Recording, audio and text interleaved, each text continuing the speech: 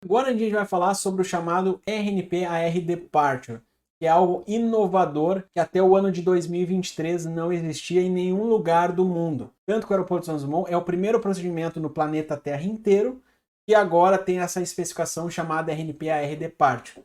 Abra um parênteses aqui. Tudo que a gente falou de RNP-AR até agora, a gente estava se referindo à especificação RNP-AR Approach. Agora a gente vai falar de uma especificação nova que nem existia antes de 2023, que é a chamada RNP-AR Departure. É uma outra especificação.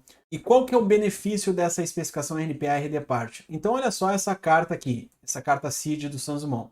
O que acontece? Essa carta Evicox no Charlie, da pista 20 esquerda, ela requer a especificação RNP1 ou RNAV1 para quem quiser executar esta carta. Só que o que acontece? Percebam que da pista até o fixo locode tem uma ball flag ali com um desenho de umas setas pretas. É porque que acontece? Até tu chegar em locode, essa saída deve ser feita com referências visuais. E é o que está escrito ali, ó. Maintain visual reference until locode. Então mantenha referências visuais até locode. E fique atento à montanha do Pão de Açúcar, que vai estar a 2 milhas da cabeceira 02. Então é algo que está escrito ali, ó. Olha, até chegar em locode, precisa ter referências visuais. E aí o que é um pouco lógico é, para ter referências visuais, eu tenho que ter uma boa condição de teto e visibilidade para que eu enxergue isso que a carta está me pedindo. E aí, lá tem uma nota de essa carta requer mínimos de decolagem de 700 pés e visibilidade de 4.000 metros. O que acontece? A gente já viu na aula de regulamentos. Quando a gente tem mínimos de CID, ele sobrepõe aos mínimos pela análise da carta de aeródromos por iluminação e RVR. E aí o que acontece? É bem normal o Santos Dumont estar fechado para decolagem, principalmente quando a operação está na pista 2.0, porque as saídas pela pista 2.0 requerem mínimos de teto e visibilidade. Já para quem opera na pista 02, isso não tem tanto problema, porque daí a gente não tem ali o Pão de Açúcar precisando que a gente desvie dele. Então, se vocês olhar para 02, a Evicox 3 Alpha da pista 02 direita, ela só pode ser executada para aviões que tenham a certificação RNP1 ou RNAV1, mas não tem nada escrito ali de mínimos de teto e visibilidade. Aí fica por aqueles mínimos IFR de acordo com o que tem de iluminação e com o que tem de RVR no aeroporto. Então, o grande problema aqui é para quem decola da 2.0, porque aquele Pão de Açúcar ele acaba conflitando no gabarito de obstáculos, considerando uma saída padrão. E aí, para viabilizar a saída pela 2.0, até tu livrar o Pão de Açúcar, tu precisa ter referências visuais. Tu não consegue sair por um track de carta até o fixo locode, no exemplo que a gente viu agora. Bom, se a gente olhar nessa carta da 02, percebam que aí sim, ó, tu sai com um track de carta mesmo. Mantém a proa 0,20 até passar 500 pés, aí depois curva à direita para a posição Maldu, e de Maldu tu segue na tua saída sem problema algum. Então o grande problema é quem decola da 2.0, que é o Pão de Açúcar praticamente no prolongamento da decolagem, que é o que a gente consegue ver nessa foto. Olha ali, ó. Então para quem decola da 2.0, tem que decolar já fazendo curva pela esquerda para livrar o Pão de Açúcar. Só que para eu conseguir enxergar esse Pão de Açúcar, eu tenho que ter aqueles mínimos de 700 pés de teto e 4.000 metros de visibilidade. Então, o problema aqui é quem decola da 2.0. Para quem decola da 0,2 não tem problema. Bom, e aí vem o primeiro problema. Vocês devem estar se perguntando, pô, mas não poderia desenhar essa curva, mesmo com um track de carta, sem precisar ser com referências visuais? Assim como é na 0,2, ó, passou 500 pés, curva direita pelo track da carta, poderia ser assim na 2.0 também. E a gente já vai ver que não. Porque o Pão de Açúcar ele entra no gabarito de obstáculos pela ICAO. E olha o que tem escrito lá no DOC 8168 do PANZOPS. Existem dois tipos de saída. As saídas que são em retas, straight departures, ou as saídas em curvas. O que é uma saída straight departure? É, sempre que possível, deve manter o curso da decolagem com até 15 graus de alinhamento em relação ao centro da pista. Então, se está decolando da 2.0, o primeiro rumo de saída deve ficar no máximo entre 215 graus ou 185 graus, para que fique dentro desse envelope de 15 graus para cada lado do eixo do alinhamento. Agora, o que seria uma saída em curva, uma turning departure? Bom, uma turn departure é quando o primeiro segmento da saída ele já é superior a 15 graus. Então, se for um curso superior a 15 graus em relação ao eixo da pista, ela já se classifica como uma turn departure. Só que na própria turn departure ele fala ali, ó, olha, para uma turn departure, por mais que seja uma saída em curva, tu deve garantir pelo menos um voo reto até atingir 394 pés de altitude. Vamos arredondar para 400 para ficar algo mais fácil. E logo abaixo também fala do início da saída, o beginning of departure nesse DOC 8168 da ICAO. Olha o que fala ali, ó. O procedimento de saída, ele inicia no Departure End of the Runway, que a sigla se chama DER. A gente já vai ver essa sigla aí. E aí ele continua ali, ó, que é o final da área declarada disponível para a decolagem. Então, qual que é esse ponto que inicia a minha saída? Pode ser tanto no final da pista, ou seja, na cabeceira oposta, ou na clearway, caso exista. E aí voltem na aula de performance que a gente fala sobre clearway lá e etc. Então esse ponto DER, ele é na cabeceira oposta ou no término da clearway. Então a partir dali é o início da tua saída. Até esse ponto ainda é a tua take-off e não a tua departure. Então vamos traduzir isso para um desenho. Tá ali a nossa pista e na cabeceira oposta a gente tem exatamente o nosso ponto DER. Então, dali para frente é o beginning of departure, o início da carta de saída. Ou seja, para uma turning departure, esses 400 pés de straight flight que eu tenho que manter é calculado somente a partir desse ponto da DER. Ou seja, tu tem que garantir um voo reto até atingir 400 pés, considerando o ponto inicial dessa saída na cabeceira oposta ou no término da clearing. Então não pode ser um ponto que está dentro da pista, é só depois da pista. Então até a 400 pés o avião vai voar reto para depois iniciar a curva. É o que fala lá sobre a turn departure. E aí é o que eu mostro no desenho. Então de DER até 400 pés eu vou manter um voo reto, um straight flight. E isso às vezes aparece nas cartas pra gente, tá? Vou pegar um exemplo aqui dessa carta lá de Curitiba. Olha o que fala ali, ó.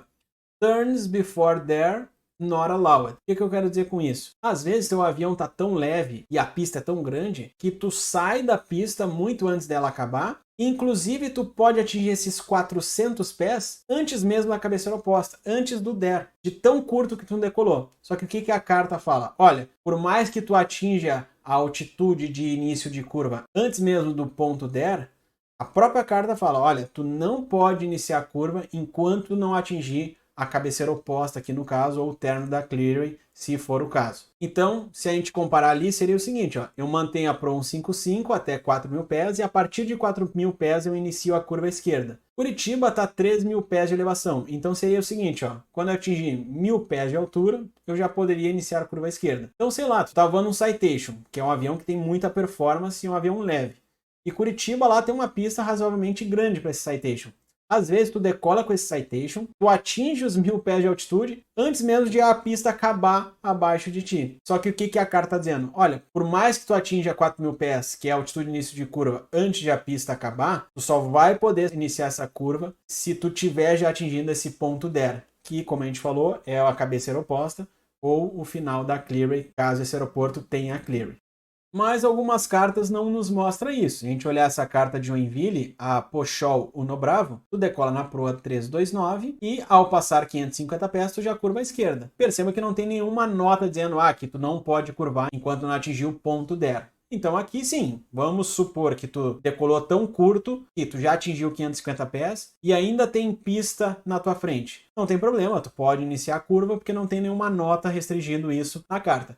Mas, de novo, lembrar que para efeitos de construção de saída, a saída ela só inicia quando termina a pista, que é o que a gente consegue ver inclusive pelo desenho. A gente tem aquele retângulozinho ali branco demonstrando a pista, e o track da saída ele só começa quando a pista acaba, que é quando atinge o ponto DER. Por que eu estou falando isso? Bom, esperem que já vai fazer sentido quando eu falar isso no aeroporto de Santos Dumont. Bom, a saída, de acordo com o Panzops, ele tem um determinado gabarito de obstáculos de acordo com a CID. E como é esse gabarito? Ele segue uma seguinte forma. Não precisa decorar essa forma, eu sei que ela parece um pouco assustadora. Mas o que significa esse A/W? Significa o Area Semi-Width. O que é isso? É a margem de segurança para cada lado do eixo do track da saída. E aí a gente tem ali A/W é igual a XTT. O que é XTT? É o Cross Track Tolerance. Ou seja, nada mais é do que a especificação da rota que tu está voando. Se tu está voando um RNP1, é 1 milha. Se tu está voando RNP4, são 4 milhas. Se tu está voando RNAV5, 5 milhas, assim sucessivamente. Bom, aí esse Cross Track Tolerance a gente multiplica por 1.5 e soma com o chamado BV, que é o Buffet Value. O que é o Buffet Value?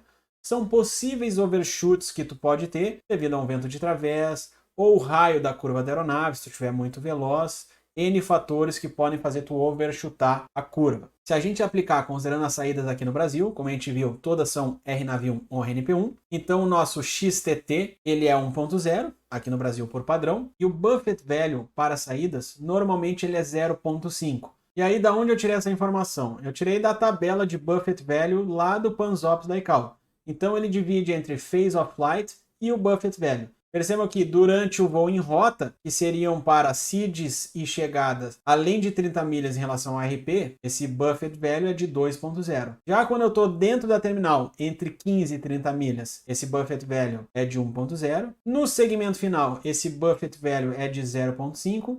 E na aproximação perdida, ou até mesmo em SIDs antes de 15 milhas, ele é também de 0.5 milhas. Então, vamos pegar a parte inicial de uma SID que é antes de 15 milhas. Seria um Buffet Value de 0.5 milhas que a gente aplica a forma. Quanto mais longe tu tiver do RP na tua SID, a partir de 15 milhas, no caso, esse Buffet Value é cada vez maior. O que é fácil de entender. Quanto mais distante eu estiver na SID, mais alto eu vou estar. E se eu estou mais alto, eu vou provavelmente pegar ventos mais fortes, o que poderia me impactar em overshoots também maiores. Além disso, quanto mais alto eu estiver, maior será a velocidade, porque eu aumento a minha AVA. E aí eu posso ter overshoots mais acentuados. Por isso que quanto mais longe tu vai ficando na SID, maior serão os Buffet Values também. Mas aqui a gente está analisando a SID até 15 milhas. Ao longo de 15 milhas não tem tanto problema assim. Então, se a gente considerar essa parte da SID que é até 15 milhas, é essa parte da tabela que eu grifei em amarelo, que é um Buffet Value de 0.5. E aí, aplicando a fórmula, a gente vai chegar a um valor de 2.0, que é 1.0 vezes 1.5, 1.5, mais 0.5 de Buffet Value, que vai dar um valor de 2.0 milhas. Ou seja, a margem de segurança que tu tem para cada lado do eixo, percebam que é 2 milhas de gabarito de segurança. Então, a gente pode afirmar o gabarito na SID é de 2 milhas para cada lado do eixo da rota. Claro que abre um parênteses aqui, até 15 milhas. A partir de 15 milhas, os Buffet Values têm valores um pouquinho maiores e aí esse valor muda um pouquinho. Mas aqui para o nosso estudo SansMon, o grande problema é o início da SID, não quando eu estou mais longe. Então, basicamente é o seguinte, aqui está o nosso track da saída. Eu tenho 1 milha para cada lado, que é do RNP1, que é o desvio máximo aceitável de acordo com a especificação da saída. E o meu gabarito de obstáculos é 2 milhas para cada lado do eixo da rota. É o que eu estou mostrando nesse desenho. Então eu tenho 1 milha que é referente ao RNP1 e 2 milhas para cada lado em relação a gabarito de obstáculos. Se a gente tentasse aplicar isso no SansMon, olha o que aconteceria. Então eu tenho uma turning departure. Lembrar que a turn departure do meu ponto DER até 400 pés deve ser em linha reta e eu só posso iniciar a curva a partir de 400 pés. E aí, iniciando a curva, mesmo que fosse um track publicado, beleza, eu ia livrar o Pão de Açúcar. Só que eu não atendo os requisitos de gabarito de obstáculos. Por quê? Porque se eu traçar 2 milhas para cada lado do eixo, que é a conta matemática que a gente acabou de fazer, considerando até 15 milhas na saída, o que aconteceria? O gabarito de obstáculos conflitaria lá com o Pão de Açúcar. Então é por isso que quem decola da 2.0 no SansMon precisa decolar tendo referências visuais, e aí é por isso que aquela SID tem mínimos de teto e visibilidade. Bom, até mais ou menos 2021, 2022, quando iniciaram os estudos de RNP AR Departure, não existia uma solução para isso. Quem decolasse da 2.0 SansMon tinha que livrar o Pão de Açúcar por meios próprios. Não tinha o que fazer. Não tinha como construir uma carta garantindo que tu ficasse livre do Pão de Açúcar. E aí eu demonstrei com aquele símbolozinho vermelho que Pão de Açúcar conflita no gabarito de obstáculos. Até o dia que criaram a saída chamada RNP-AR Departure, que era uma especificação que nem existia nos manuais de PBN da ICAO. É algo totalmente inovador, tanto que SansMon é o primeiro aeroporto no mundo inteiro que tem esse tipo de saída. E aí, olha só, aqui a gente tem a nossa saída EVCOX UNOFOX. É uma saída RNPAR Departure, AR de Authorization Required. E aí, olha só a diferença. Essa saída requer precisão RNP 0.3, GNSS Required, e RF Require também, ou seja, uma saída que foi feita com um desenho em curva. Mas o que faz um procedimento ser classificado RNP-AR Departure? Não tem a ver com a curva desenhada, e sim com o gabarito do procedimento. Porque a gente acabou de falar que todas as CIDs são RNAV1 ou RNP1. Abaixo disso, até então não existia. Só que agora eles criaram esse RNP-AR Departure permitindo gabaritos inferiores ao gabarito de uma CID padrão, porque a gabarito CID padrão seria RNP 1.0. Na mesma lógica do RNP Approach, no momento que o gabarito fica inferior ao padrão, essa saída se torna uma saída AR. E nesse caso, essa saída requer gabarito 0.3. Como o 0.3 é abaixo do padrão para uma CID, ela se torna uma RNP AR Departure, na mesma lógica do RNP AR Approach. E aí, com isso, eu elimino os mínimos de teto e visibilidade. Tá ali, ó, Special Authorization for Aircraft and Crew Required. Ou seja, eu preciso de uma autorização para a aeronave e para a tripulação para executar esse tipo de saída. E é por isso que ela recebe o nome de RNP-AR Departure.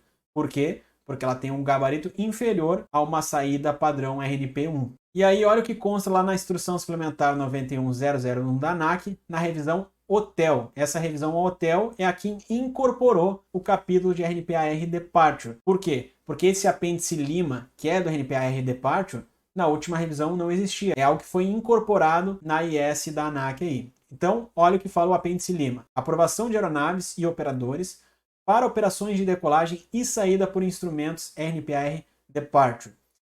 Como em operações RNP-AR Approach, operações RNP-AR Departure se valem de trajetórias que são definidas com separação de obstáculos reduzida, igual a 2 vezes o valor de RNP sem margem adicionais. Ou seja, ao contrário das saídas que tem aquele cálculo de pega a especificação, multiplica por 1.5 e soma pelo Buffett Value, aqui não. Aqui eu pego a precisão e o gabarito de obstáculos lateral é 2 vezes esse valor, como a gente viu ali na aula de RNP-AR Approach, nas diferenças de DAs, uma DA mais acima e uma DA mais baixa, caso eu consiga um RNP 0.2 naquele exemplo. É a mesma coisa aqui. Tanto para procedimentos de aproximação RNP-AR quanto saídas RNP-AR, RNP-AR Departures, o gabarito de obstáculos é mais simples. Tu pega a especificação do procedimento e multiplica por 2 para cada lado do eixo da rota. E aí olha o que fala ali, ó. O valor mínimo de RNP para operações RNP-AR Departure é de 0.3. Ou seja, não são autorizadas operações RNP-AR Departure com valor 0.1. A gente viu que para procedimento de aproximação é possível chegar até um valor de 0.1.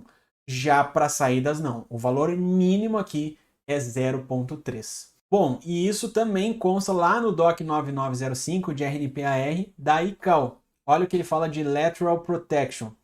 Para procedimentos RNP-AR, e aí pode ser tanto de aproximação quanto para saídas, os semi-wides, então, ou seja, o gabarito lateral que eu tenho para cada lado do eixo da rota de proteção, é definido por 2 vezes o RNP do procedimento, que no nosso exemplo aqui seria 2 vezes 0.3, sem haver Buffett Value por padrão pela conta que a gente fez antes.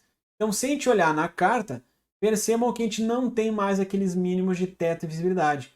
Então agora eu consigo decolar da 2.0, mesmo com uma visibilidade extremamente degradada, guardado na nuvem, sem enxergar o famoso pão de açúcar, porque a própria saída já é desenhada garantindo esse livramento do pão de açúcar através de tracks publicados, e não mais o piloto tendo que fazer uma manobra com referências visuais. E aí tem até um zoom daquela parte que eu destaquei em vermelho ali no retângulo. Para quem decola da 2.0, tu decola, já tem o fixo Romeo Juliette 038, tu chega no fixo Romeo Juliette 006 a 400 pés, porque é uma turning departure, então tu tem que manter straight flight até 400 pés, e a 400 pés tu inicia uma curva até o 076, é uma RF lag já, um segmento de curva.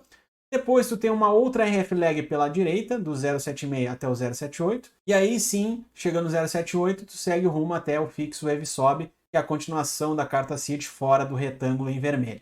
E aí agora sim a gente consegue finalmente fazer uma saída no aeroporto de Santos Dumont, que até então era impossível por causa dos gabaritos do Panzops. Então vamos analisar agora nessa nova regra, colocando a nossa cartinha junto ali para o nosso estudo. Então o que acontece? Eu decolo da pista 2.0 e eu chego no fixo Romeo Juliette 006 a 400 pés. Quando eu chegar a 400 pés, eu inicio a curva até o Romeo Juliette 076, e aí no Romeo Juliette 076 eu faria uma curva pela direita, mas dali para frente eu já livrei o Pão de Açúcar, até o 076 que é o problema. Só que o que acontece? Agora, esse procedimento requer precisão 0.3. E aí o meu gabarito de obstáculos, ele é reduzido para um valor de 0.6, que é 2 vezes esse RNP, que no caso aqui é 0.3. E aí eu tenho um estreitamento da nossa área amarela de livre de obstáculos, e aí sim eu consigo livrar o Pão de Açúcar com tracks publicados. E eu não preciso mais executar essa saída tendo referências visuais. Então aqui foi a maneira de viabilizar uma saída da 2.0 no Santos Dumont, o que até então era impossível de acordo com os padrões do Panzops. Algumas características específicas desse RNP-AR Depart que eu vou trazer nesse slide. Então, de novo, quando que o procedimento é classificado como RNP-AR Depart? Sempre que o gabarito lateral for inferior ao padrão de RNAV1 RNP1. Ficou um valor inferior a 1, é o RNP-AR Depart. Sei lá, uma saída com especificação 0.9, 0.8, 0.7, assim sucessivamente. Chegando a um mínimo de 0.3. Como a gente acabou de ver, o mínimo para uma saída é 0.3. Abaixo disso, aí não pode. Outra coisa, as saídas RNP-AR Departure podem haver RF lag, mas não é regra. Assim como uma saída ter RF lag, não necessariamente ela é classificada como RNP-AR Departure. Por quê? Porque o motivo de ser RNP-AR Departure é toda vez que for abaixo do gabarito padrão. Querem ver um exemplo? Olha essa carta aqui que eu peguei lá em Londres. Olha só.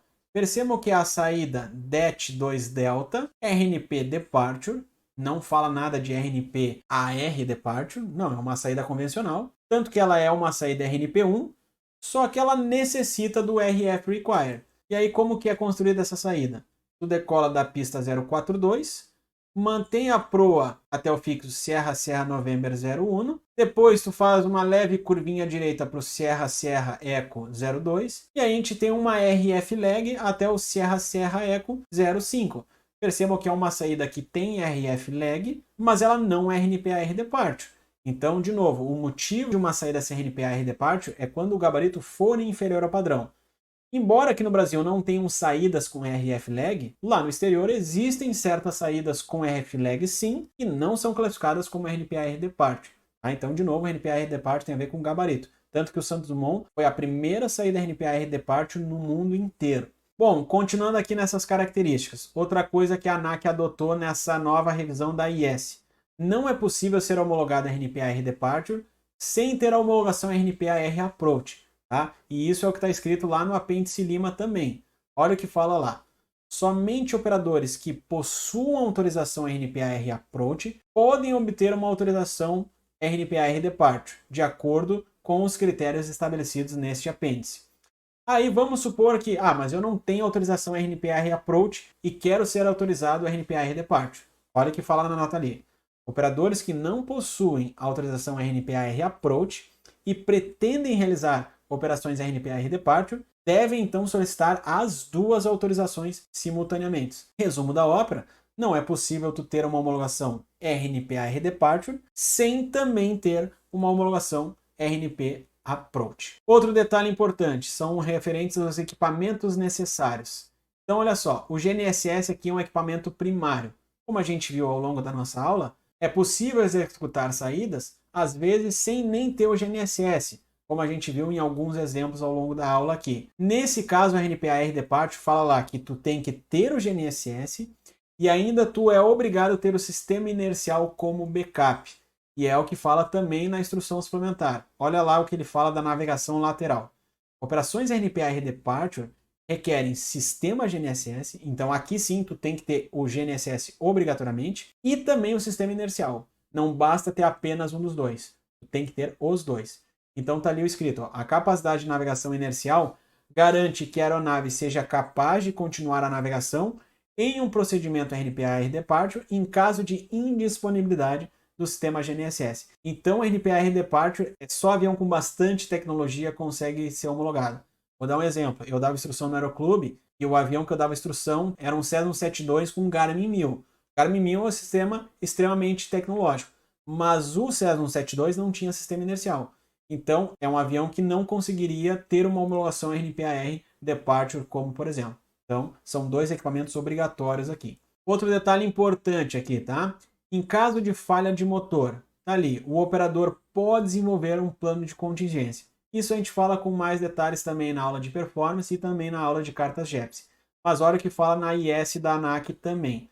Fala ali, ó, altura mínima para a primeira curva na decolagem. Então olha o que fala no parágrafo alfa. A performance da aeronave deve permitir que todas as restrições do procedimento, como a altura da primeira curva ou velocidade em uma RF-lag, sejam cumpridas em condições normais de operação, com todos os motores operando. Isso não é obrigatório que tu cumpra caso tenha uma falha de motor. Tu é obrigado com tudo funcionando normalmente. E aí tem o parágrafo B. Caso as restrições não possam ser atendidas no caso de falha de motor, é aceitável o uso de um procedimento de contingência para a saída por instrumentos, o qual deverá ser validado no FOSA, como parte do processo de autorização para operações NPAR Departure.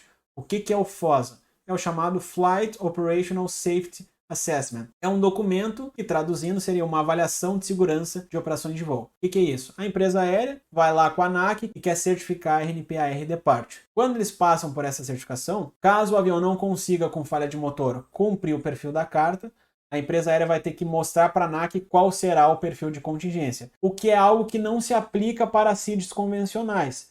Por exemplo, às vezes a empresa estabelece um plano de contingência, mas não é algo que precisa ser autorizado perante a ANAC para saídas normais que a gente faz. Agora, para a especificação NPAR Departure, a empresa aérea é obrigada a mostrar qual será o plano de contingência para que a ANAC viabilize a autorização. Então aqui eu botei as principais características para a certificação RNPAR Departure.